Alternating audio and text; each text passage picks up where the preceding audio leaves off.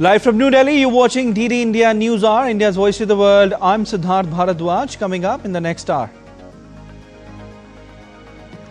UK to build 6 new munitions and energetics factories to strengthen Britain's armed forces. Defence Minister says Britain must be prepared for war in order to secure peace.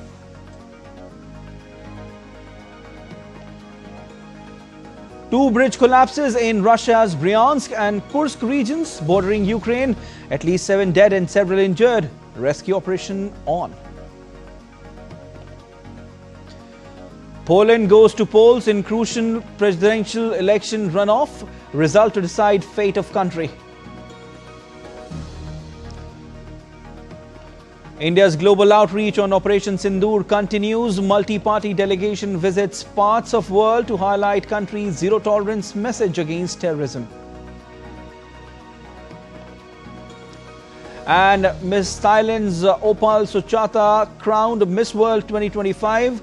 Haset Dereje Admasu of Ethiopia is the runner-up.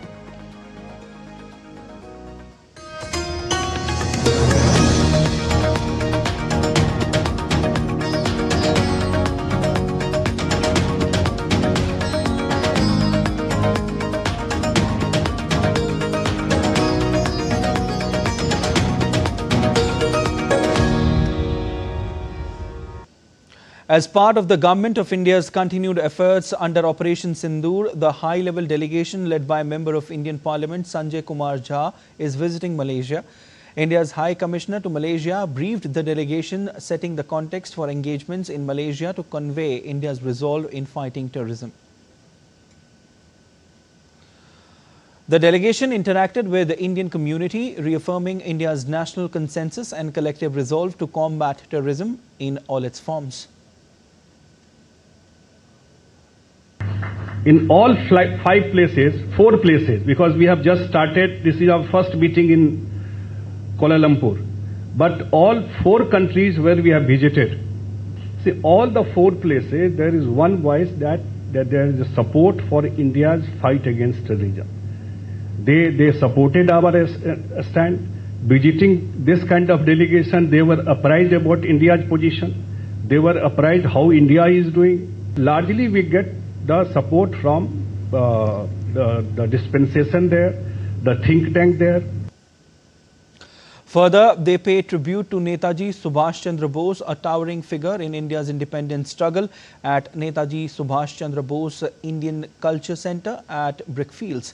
The delegation also met with Indian National Army veteran SP Narayanasamy and thanked him for his solidarity against terrorism. Another all-party parliamentary delegation led by a member of Indian Parliament, Ravi Shankar Prasad, is in London on the 3rd leg of their multi-nation visit. During their course of stay in the UK, the delegation will meet Speaker of the House of Commons, Sir Lindsay Hoyle, FCDO Minister for Indo-Pacific, Catherine West, MP, members of both houses of UK Parliament and important representatives from media, think tanks and Indian diaspora. The delegation is on a visit to the United Kingdom till June 3rd with a mission to convey India's unequivocal commitment to defeat terrorism.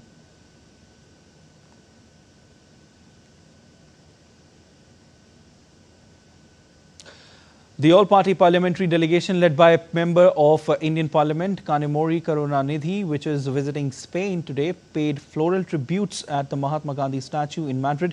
They also had a brief interaction with the Indian community members in Madrid.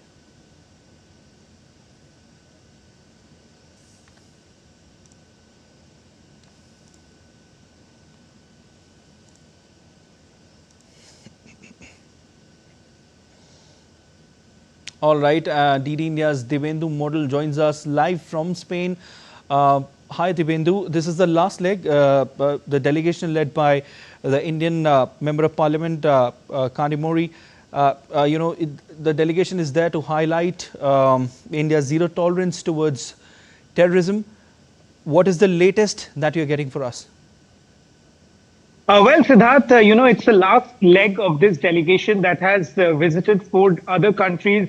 In fact, 3 in the Europe itself and 1 in Moscow. Of course, that's part of Russia. And in the final leg, they're here in Spain, in Madrid, the capital city, where the day started off with paying floral tributes to the father of the nation, Mahatma Gandhi, at the central business hub in Madrid. There's a short, brief interaction with the Indian community, which composes of a large Indian community, Siddharth, here in Spain, where the delegation interacted with the Indian community. The Indian community expressed their solidarity with India, and of course condemned in all forms, the terrorist attack that took place on the 22nd of April in Pahalgam. So, of course, a support coming in from various quarters, from different parts of the world, and these delegations that are going across different parts of the world are conveying India's message to the world, saying that, India will not tolerate terrorism in any form, and of course, receiving global support from all quarters, saying that terrorism in any form is not acceptable even for the global community. And of course, where I am currently, which is Spain, Siddharth, Spain has seen the brunt of terrorism. And of course, terrorism is something that this country has also faced. So of course, the meetings which are scheduled herein for today and tomorrow would bring out a stronger resolve from this country, saying that, there is going to be no tolerance when it comes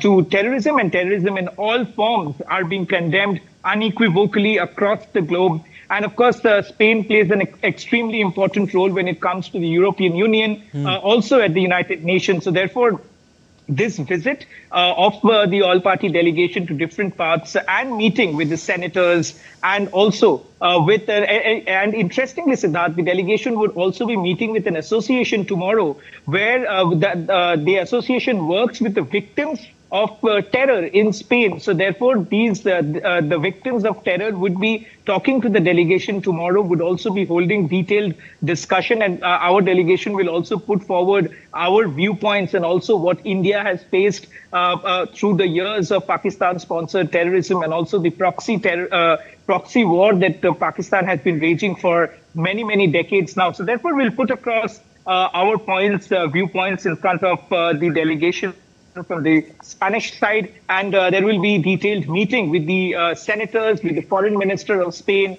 and also with the think tanks and academia here in Spain tomorrow as well as today. The Indian community, of course, comes out in support wherever the delegation is going, in full support and in solidarity with India, and also with the Indian government, of course, with what has happened on the 22nd of April in Pahalgam, and also after that, the Operation Sindoor that did take place to hit those precise targets inside Pakistan's deep terror hideouts on the soil of Pakistan. Definitely, Dibyendu, the message is loud and clear that India has a zero tolerance policy towards terrorism. India stands united against terrorism, and if in future, just in case any sort of this attack, any country or any country will try to put it on India, then it will be retaliated. This is the message that goes loud and clear, but we leave it there as of now. Thank you so much, Dibyendu. Group 1 of an all-party parliamentary delegation led by a member of Indian Parliament, Pageant is in Algeria to strengthen India's fight against terrorism. The delegation today interacted with Secretary of State for Algerian Ministry of Foreign Affairs. Addressing the Algerian media, members of think tank and the Indian diaspora, Pageant slammed Pakistan, highlighting that the neighboring country is using its nuclear power to shield its terrorist activities. Terrorism that we face is state-sponsored. These terrorists are trained, funded, armed openly in Pakistan and sent across. Pakistan has a link to terrorism around the whole world. It has a link to the 9/11 attacks in the US. It has links to attacks in UK, in Spain, in other parts of the world. I can give a whole list, but I'm sure many of you are aware of that linkage. The delegation also observed a moment of silence in memory of those who lost their lives in the Pakistan-sponsored terror attack in Pahalgam.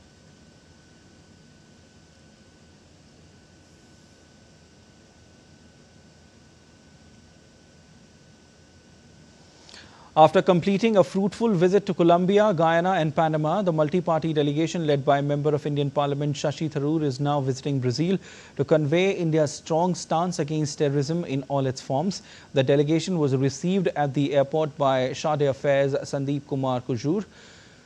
Speaking on the delegation's three-nation visit so far, Tharoor said that the feedback to the delegation from the countries has been positive. We've done 3 countries already, Guyana, Panama and Colombia. And we are now in Brazil, though Sunday, feedback has been very positive. In both Guyana and Panama, which are Security Council members, there was tremendous understanding and support for our mission and expressions of solidarity for our fight against terror. On the whole, we've had some very good results. My team has been fully participating in everything. We are all equal participants in this venture. And here in Brazil, we're looking forward to having some very solid, constructive discussions. The multi-party Indian parliamentary delegation led by a member of Indian Parliament, Supriya Sule, held fruitful interactions and intense discussions with top Ethiopian lawmakers, dignitaries, African Union Commission. During the meetings, the delegation members underscored the continued threat of cross-border terrorism and deliberate attempts to sow special discord in India. The Ethiopian side emphasized its own zero-tolerance policy against terrorism and condemned the terrorist act committed on 22nd of April against innocent citizens. They expressed willingness to work together to address this global challenge. The delegation also held interaction with the Indian community based in Ethiopia. The delegation recognized the vital contribution of diaspora and conveyed India's commitment towards its diaspora. Prime Minister Narendra Modi met with the Asian Development Bank President Masato Kanda in New Delhi to discuss India's ambitious Viksit Bharat 2047 vision, aiming to transform India into a developed nation by its centenary of independence. Modi highlighted India's rapid transformation over the past decade, emphasizing empowerment and growth for its 1.4 billion citizens. The meeting followed Kanda's announcement of a $10 billion ADB investment over 5 years to bolster India's urban infrastructure, including metro expansions and regional rapid transit systems. India, ADB's largest borrower since 1966, continues to deepen its partnership to drive inclusive, resilient growth. However, concerns linger over equitable resource distribution and sustainability as India accelerates its journey toward becoming a global economic powerhouse by 2047.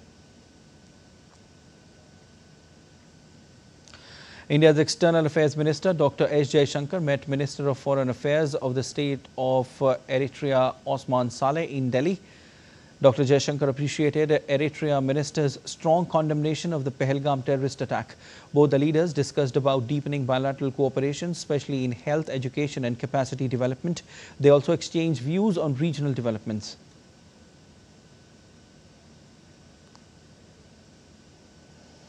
The National Investigation Agency has conducted massive search operation at 15 locations across 8 states in a Pakistan-linked spying case. The states include Delhi, Maharashtra, Haryana, Uttar Pradesh, Rajasthan, Chhattisgarh, Assam and West Bengal. Raids targeted suspects linked with Pakistan intelligence operatives. Electronic gadgets, financial records and other sensitive materials were seized.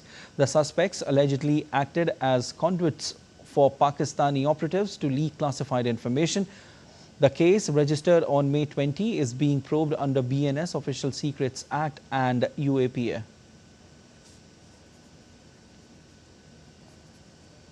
And still to come on DD India NewsHour. We will tell you about the 17th edition of the India-Mongolia Joint Military Exercise Nomadic Elephant 2025. Bastar is now scripting a new chapter of transformation. Stay tuned to know more.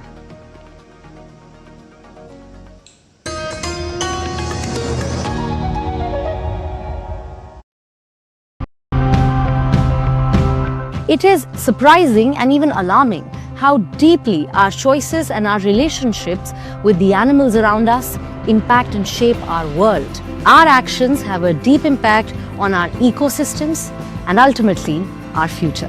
Cage-free is the You could say it's a middle ground between free range, which is the best and most optimal in terms of animal welfare. The organization is completely funded by donations only. It's about keeping, wildlife wild. It's about sending them back to the wild. We're not as though...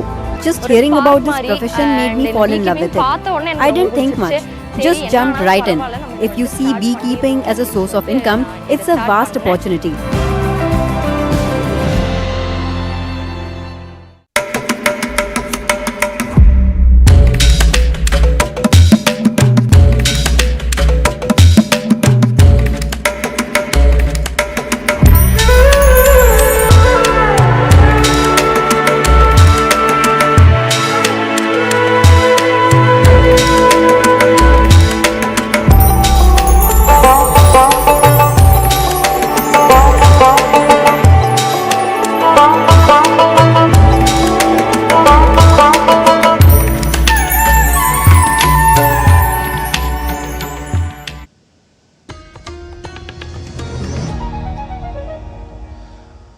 All right, welcome back. Let's take a look at other stories now making news today. And we'll start with the weather updates from across India now. Extremely heavy rainfalls continue to batter the northeast region for the third consecutive day, triggered by a deep depression over the northwest Bay of Bengal. The IMD has issued red alerts in all northeastern states and orange alert in Arunachal Pradesh. 1,500 tourists are reported to be stranded in Lacheng and Lachung area of Mangang district of Sikkim. Two separate landslides in Kameng district and lower Subansiri district were triggered by incessant rain, claiming 9 lives in Arunachal Pradesh. Relentless rains in Meghalaya washed away at least 18 buildings serving critical roads links and in fact leaving 5 people dead in Meghalaya. In Manipur, River Impal breached at 3 locations in Hengsing, Tokcham, Leruk, Kurai, Ahalup areas, inundating many areas in Impal East district. Meanwhile, a portion of NH17 in Kamrup district near Boko has been washed away by floods affecting major transportation lifelines.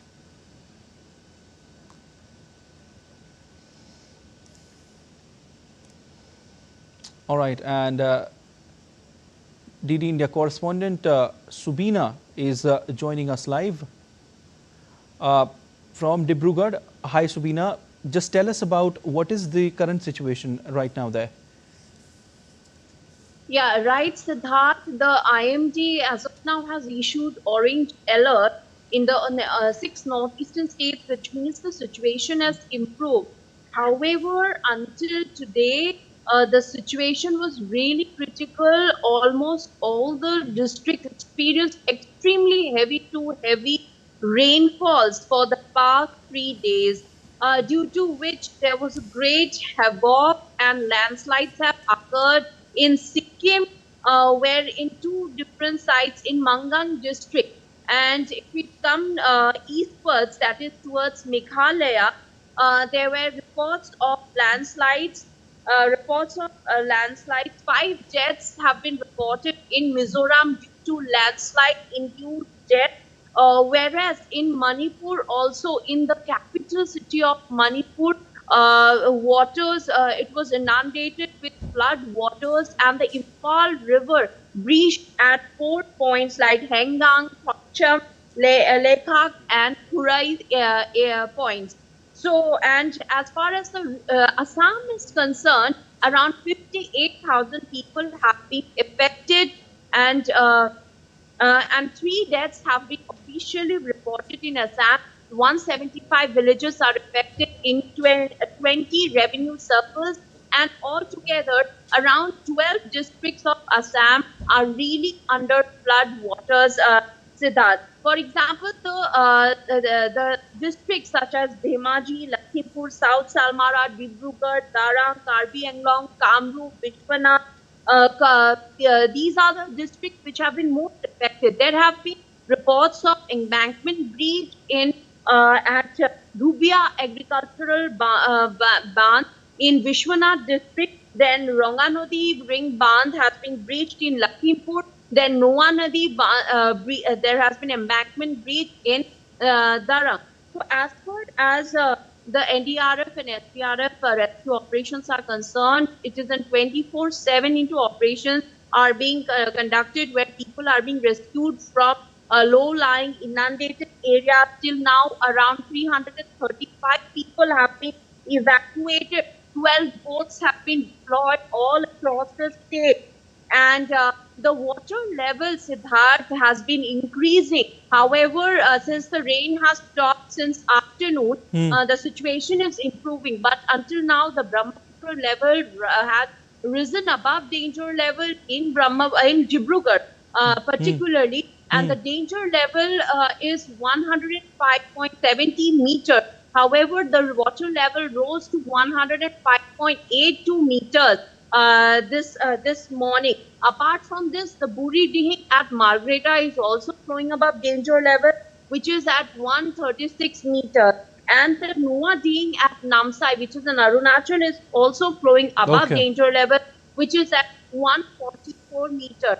Landslides were also reported in Arunachal, due to which 9 deaths have been reported, Siddharth. Definitely. Very quickly, Subina, if you can just tell us, has there been any latest advisory that has been issued? Very quickly.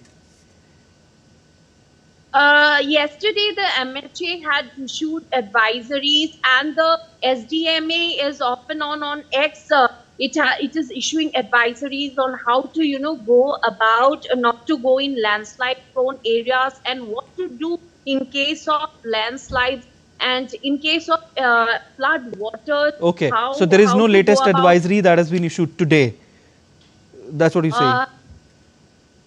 Yes, the latest was issued yesterday. Okay. Thank you so much, Subina. We'll leave it there. The 17th edition of the India-Mongolia Joint Military Exercise Nomadic Elephant began on Saturday at the Special Forces Training Center in Ulaanbaatar. The 14-day long joint drills will involve counter-terrorism operations in semi-mountainous terrain, a critical area of operational focus given the contemporary security landscape. The troops will also rehearse activities conducted during United Nations peacekeeping operations, simulating real-world situations where multinational forces must collaborate effectively in complex environments. This collaboration aims to improve both forces' ability to respond swiftly and effectively during operations. As the exercise progresses, the participating forces will engage in a series of tactical drills, exchanging knowledge and expertise while building lasting ties of friendship and trust.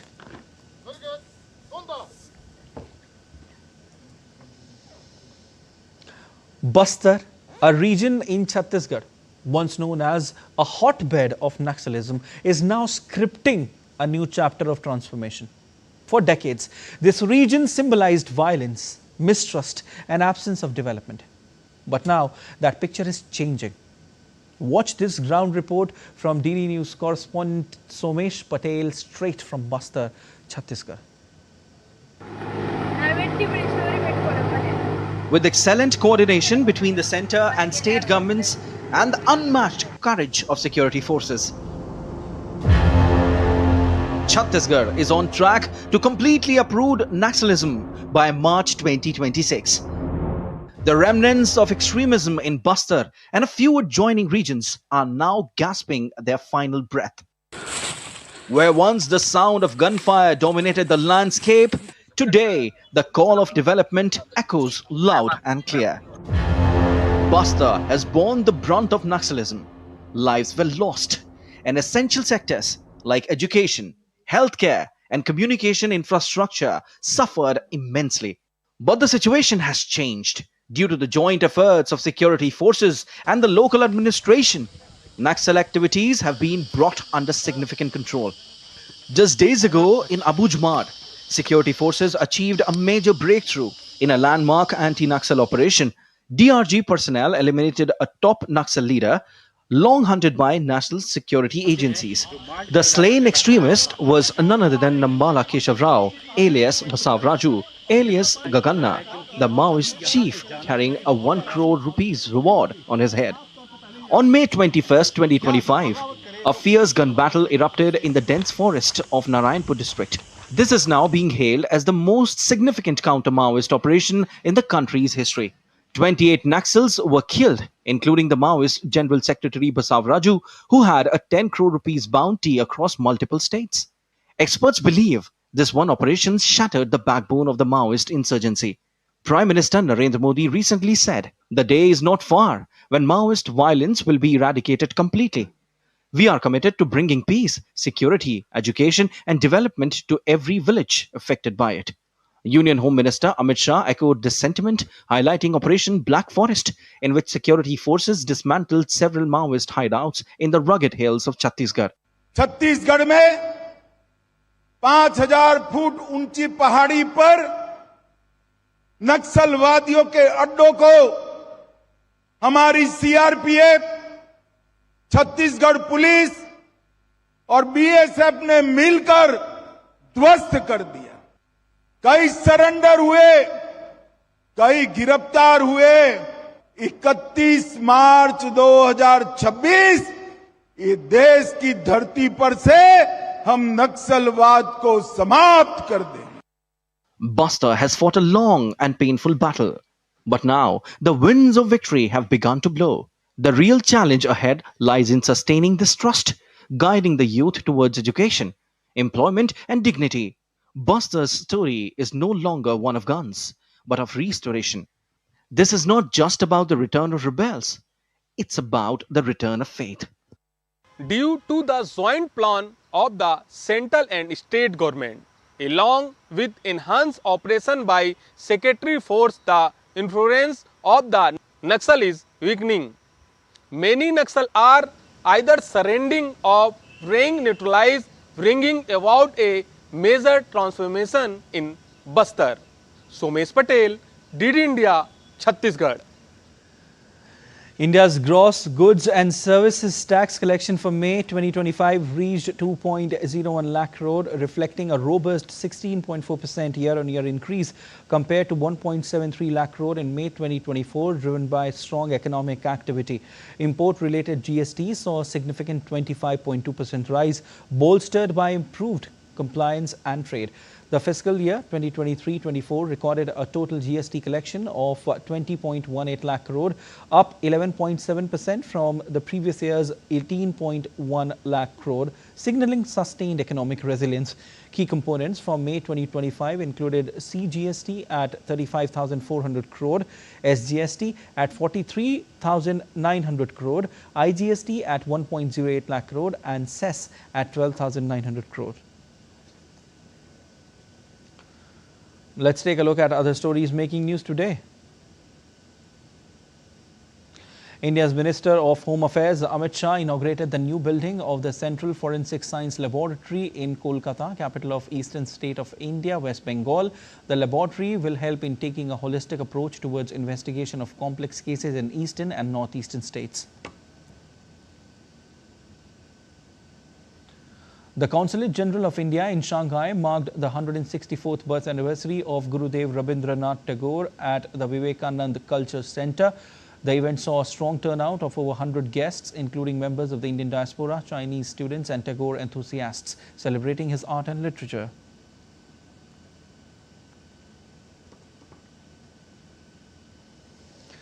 India's Air Marshal Manish Khanna took over as Air Officer Commanding-in-Chief, Southern Air Command at Thiruvananthapuram, capital of the southern Indian state of Kerala. Category A qualified flying instructor, he holds experience of over 4,000 flying hours on fighter and trainer aircraft. He has extensive operational experience in air defense, ground attack, strategic reconnaissance and electronic warfare.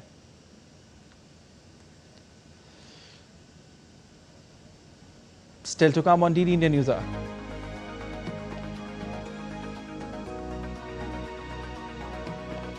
Mexico is holding historic elections on Sunday. What are they?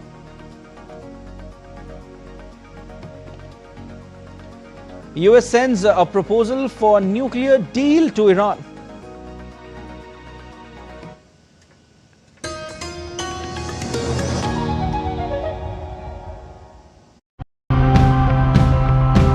It is surprising and even alarming how deeply our choices and our relationships with the animals around us impact and shape our world. Our actions have a deep impact on our ecosystems and ultimately our future.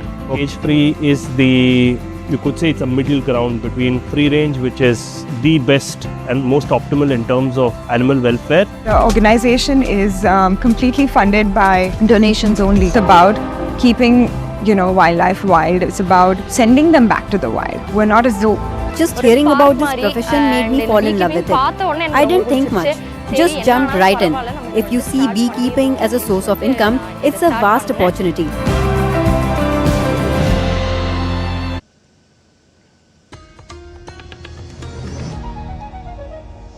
You're watching TTN NewsHour. I'm Siddharth Bharadwaj. UK to build 6 new munitions and energetics factories to strengthen Britain's armed forces. Defence Minister says Britain must be prepared for war in order to secure peace. India's global outreach on Operation Sindoor continues. Multi-party delegation visits parts of world to highlight country's zero-tolerance message against terrorism. And Miss Thailand's Opal Suchata crowned Miss World 2025.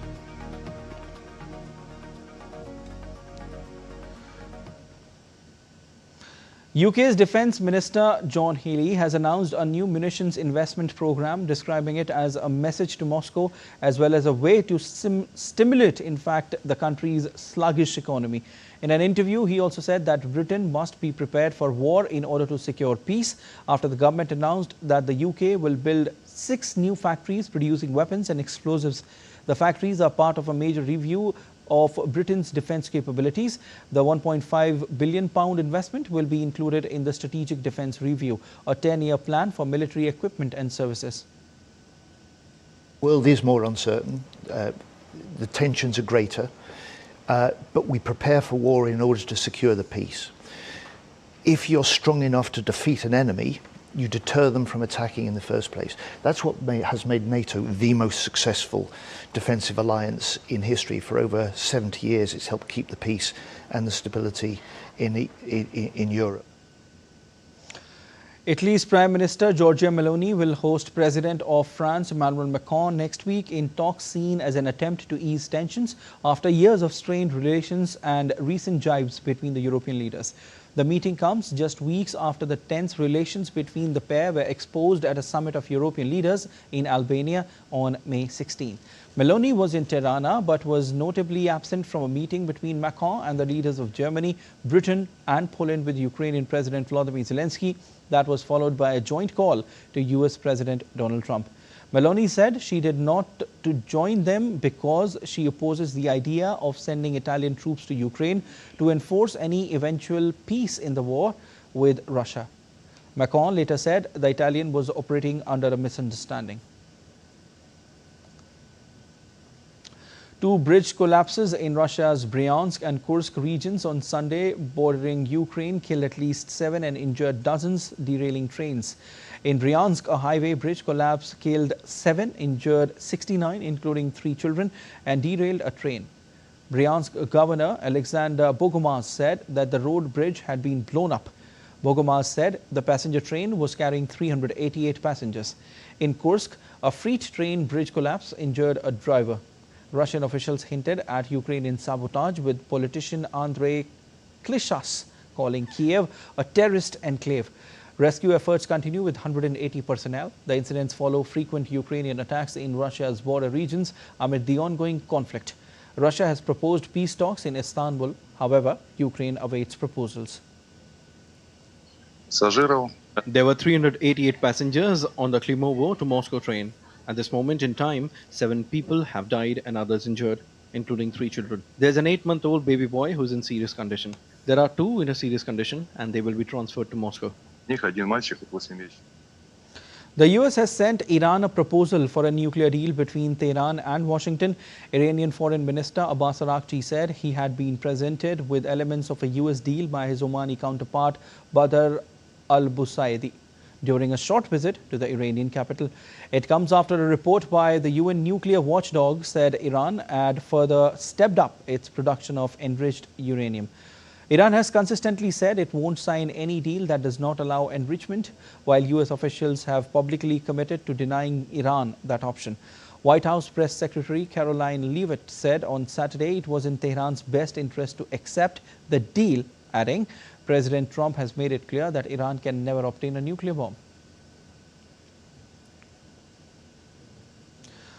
Moving on, at the Shangri-La Dialogue in Singapore on Sunday, Philippines Defense Secretary Gilberto Teodoro criticized China's lack of trust as a major barrier to resolving South China Sea disputes. Teodoro also rejected claims that the Philippines' stance stems from US-China rivalry, instead blaming China's overreach, particularly its baseless 9, 10 or 11 dash line. Tensions persist over contested islands with frequent maritime clashes. China's defense minister skipped the summit, sending only an academic delegation. For dialogue to be effective, it must be coupled with trust.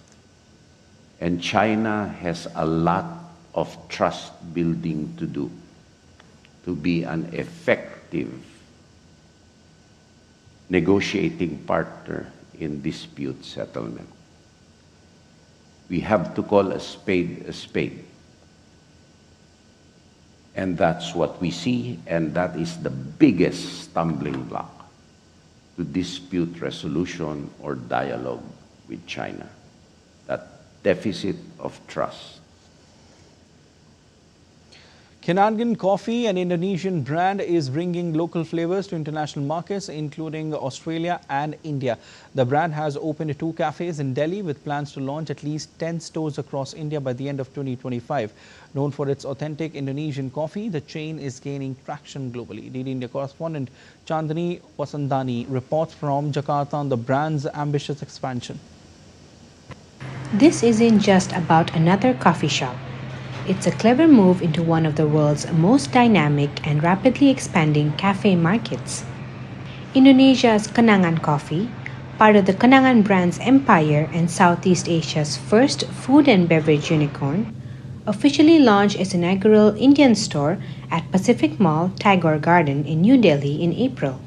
This landmark entry is backed by an investment of $4.6 million, which will further solidify their global reach. The brand's founder noted that India's coffee consumption has been on a remarkable upward trajectory. With rising disposable incomes, rapid urbanization, and a thriving cafe culture, the country consumed over 1,060-kilogram bags of coffee in 2024. Obviously, we need to enter India because it is the fastest growing consumer market in the world. And obviously, 1.4 billion people is very, very lucrative, right? And it's crazy if a global consumer brand doesn't try to target India. We started with New Delhi simply because we got a pretty good location, right, at Pacific Mall, West Delhi. And obviously we will proceed to Gurgaon and other area and NCR as well. But I think overall, Delhi houses a very diverse, rich, affluent, cosmopolitan population that I think rivals Mumbai or even or Bangalore, right? Globally, India now marks the brand's 5th Asian market after Malaysia, Singapore, and the Philippines, with Australia making it their 6th country. The company has ambitious plans to expand further, with 2,500 stores globally by 2028. In Delhi, 2 more stores are slated to open by June, including one in Connaught Place. I think from the 2,500, we believe that a significant minority of that should be from international, right? Putting us as a global brand, right? We definitely want to be the biggest coffee chain in Asia ex-China, right? And therefore, I think that is definitely a believable goal for us. As of now, Edwards says that they are too small to be a competitor in the Indian market, and his approach is to simply introduce Indonesian coffee to the local palate. From the success of their first 2 stores, it's clear that Kenangan Coffee could be a potential game changer in India's vibrant coffee scene. Miss Thailand Opal Suchata Chumangshri was crowned Miss World 2025 at the 72nd edition of the Miss World pageant. Chumangshri topped a field of 108 contestants in the contest held in India's southern Hyderabad city. Hased Dereje Admasu of Ethiopia was the first runner-up in the competition. Chumangshri received her crown from last year's winner, Kristina Prashkova. The 72nd Miss World Beauty Pageant was hosted by Miss World 2016 Stephanie Del Valle and Indian presenter Sachin Kumbar.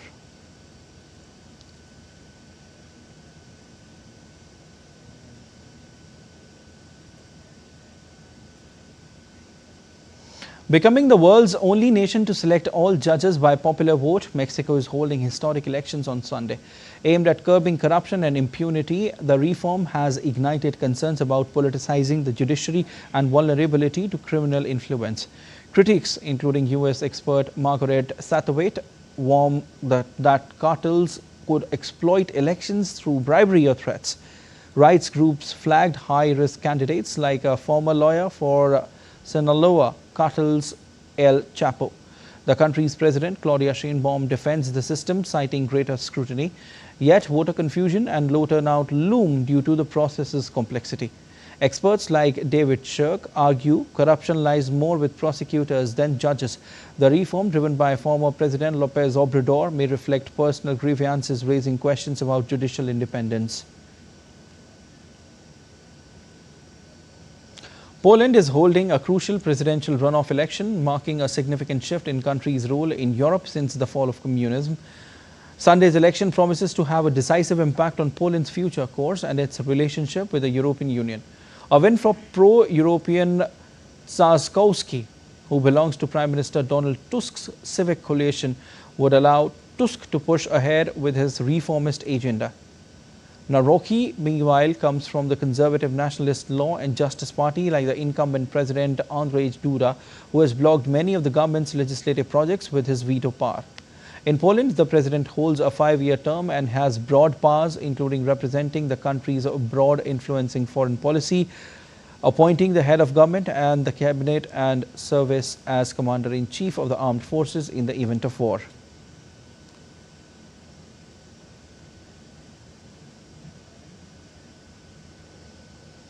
The UN General Assembly will elect its president for the 80th session in New York Monday morning in the General Assembly Hall, following Rule 30 of its Rules of Procedure. Adhering to the regional rotation tradition, the president will come from the Western European and other states group. Germany's Foreign Minister Annalena Baerbock has been nominated and endorsed by a group as its candidate. The election marks a significant moment for global diplomacy, with Baerbock poised to guide the Assembly's agenda in 2025. And still to come on DD India NewsHour. In IPL, Punjab Kings will face Mumbai Indians in crucial qualifier 2 match in Ahmedabad. Sports and entertainment personalities joined the Fit India Sundays on cycle as part of Tiranga Yatra to honor the Indian Armed Forces.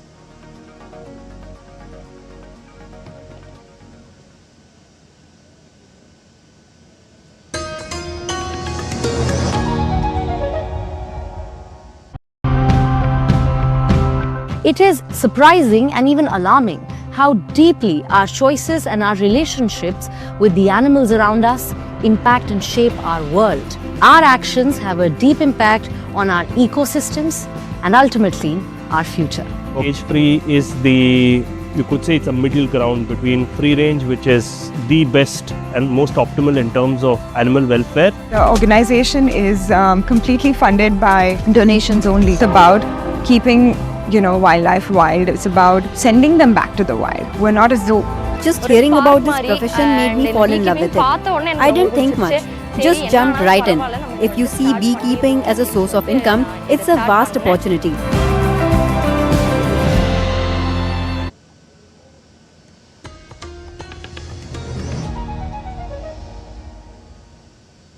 You're watching DD India NewsHour. I'm Siddharth Bharadwaj. In a landmark move for global aviation, 4 major airlines, Indigo, Delta Airlines, Air France KLM and Virgin Atlantic, have announced a strategic partnership aimed at enhancing connectivity between India, Europe and North America. The announcement was made today in New Delhi, with the airline group signing a memorandum of understanding to build what is being described as an industry-leading alliance. The collaboration is set to link Indigo's vast domestic network with Delta's stronghold in North America, the expansive reach of Air France KLM across Europe and beyond, and the UK-based transatlantic operations of Virgin Atlantic. With India emerging as one of the world's fastest growing aviation markets, the partnership promises smoother journeys, broader access and seamless travel experiences for flyers across dozens of cities spanning the US, Canada, Europe and India. The alliance also seeks to meet the growing demand for international travel while setting new benchmarks in global connectivity and cooperation. You're watching DD India News Hour. Time now for sport. And in Indian Premier League, Punjab Kings will face Mumbai Indians in qualifier 2 in Ahmedabad. Punjab come into this match after losing its qualifier 1 to RCB in a one-sided affair. In 2014, Punjab lost qualifier 1 to Kolkata Knight Riders but won qualifier 2 against Chennai Super Kings to reach the final. However, they lost the final against KKR. That was the only time they reached the IPL final. In fact, reached an IPL final, and Mumbai on the other hand reached the IPL final 6 times so far and won 5 of them. In 2011, they lost qualifier 2 to Royal Challengers Bangalore. The only other times they lost qualifier 2 was in 2023. Hardik Pandya led side come into match after edging out Gujarat Titans in the eliminator.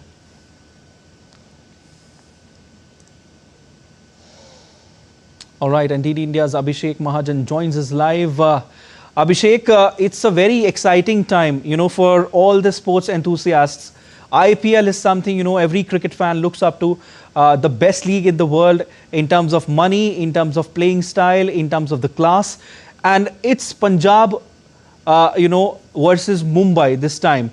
So what can we expect? This is the time, this is the edition where unexpected things are happening, with RCB reaching in the top 2, top 3, and now Punjab is also, aiming to reach the top 2. Also Mumbai Indians. What can we expect in this encounter, which is, expected to be a blockbuster encounter of all time in this edition of IPL?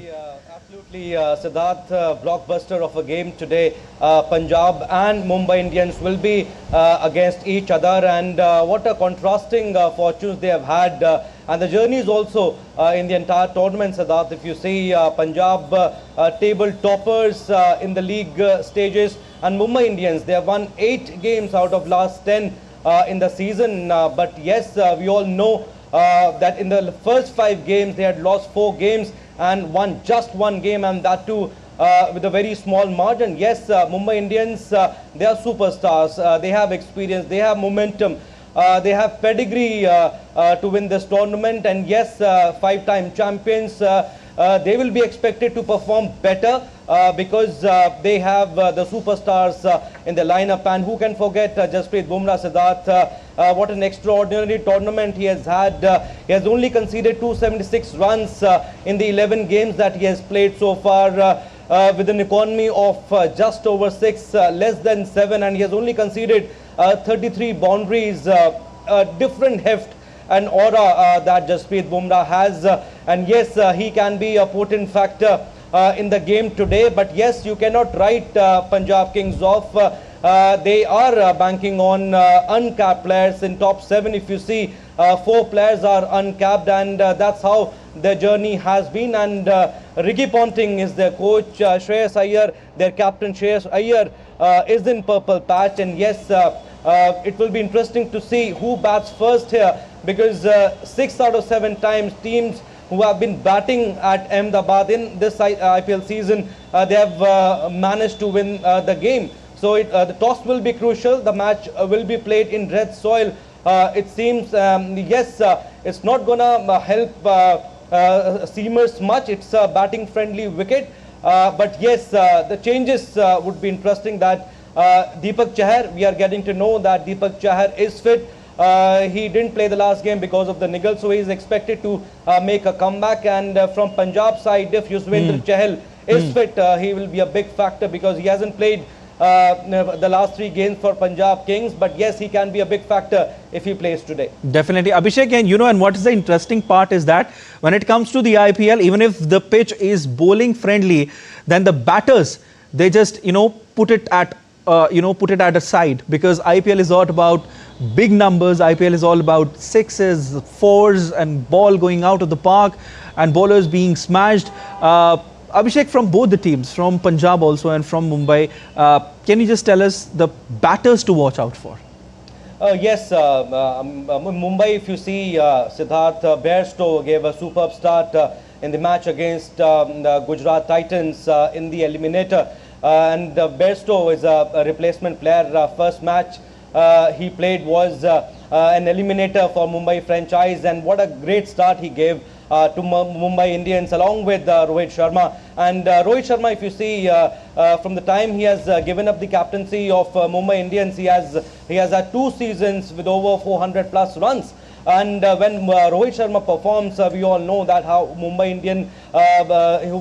Indians plays, because Rohit Sharma is responsible to give a good start, is expected to give a good start, in fact, to Mumbai Indians, and he has done that. 450 plus scores, over 400 plus in the entire tournament. Yes, a lot is expected from Rohit, and yes, Johnny Bairstow, and from Punjab side also Priyan Sharia, Prap Simran, Harpreet Barar, if you see, and Shreyas Iyer. A lot will depend on these 3-4 players, and especially the uncapped players.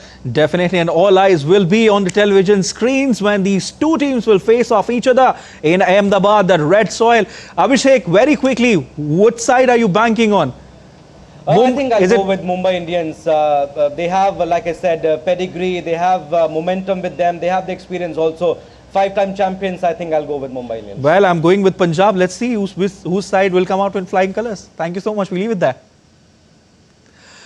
The 25th edition of the nationwide initiative Fit India Sundays on cycle rolled out with enthusiasm and patriotic fervour in New Delhi and across India on Sunday.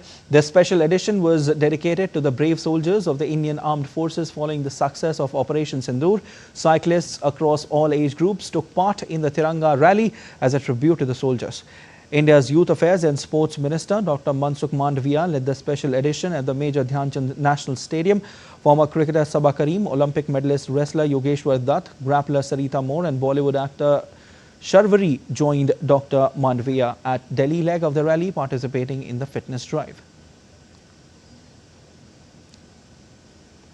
Former Indian cricketer Sabah Karim on Sunday expressed that India's World Cup winning captain MS Dhoni should be left aside to decide till when he can play in the IPL. Sabah also praised young Indian cricketers who are making a mark in the franchise-based league through their performances.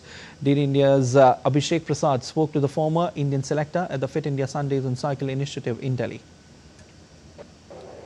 With me is former Indian cricketer, commentator and broadcaster Sabah Karim.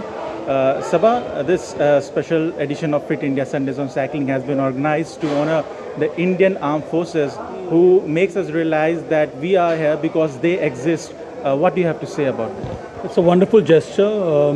Deepest gratitude to the Indian Armed Forces for being such a protector for the entire nation, and they have done it on numerous occasions.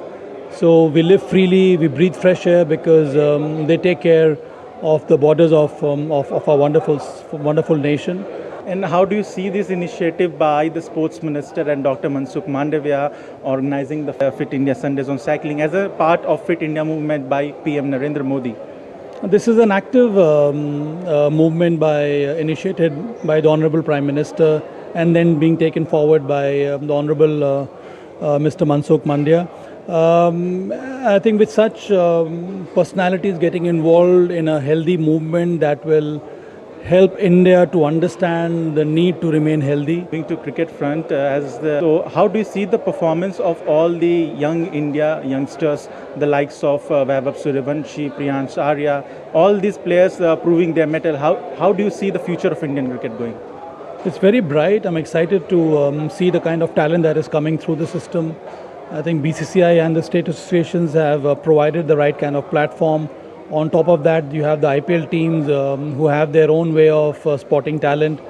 I think overall, I think it's a wonderful platform which allows youngsters to come forth and showcase their talent. In your take on the legendary MS Dhoni, there has been lots of talk about his ongoing IPL, where people were mentioning about his when he will take retirement. So how do you see the complete situation and the scenario?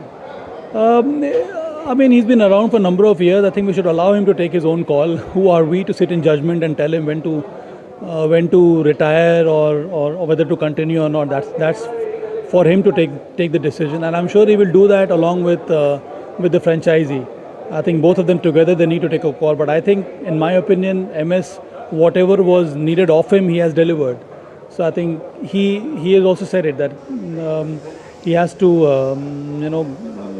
evaluate or assess the fitness levels of his, or whether he can continue to play or not. And once he decides on that, he can take a call.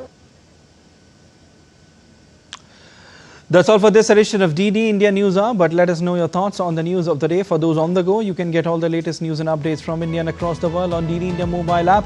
The app is available on both Android and iOS platforms, and you can scan the QR code on the screen to download now.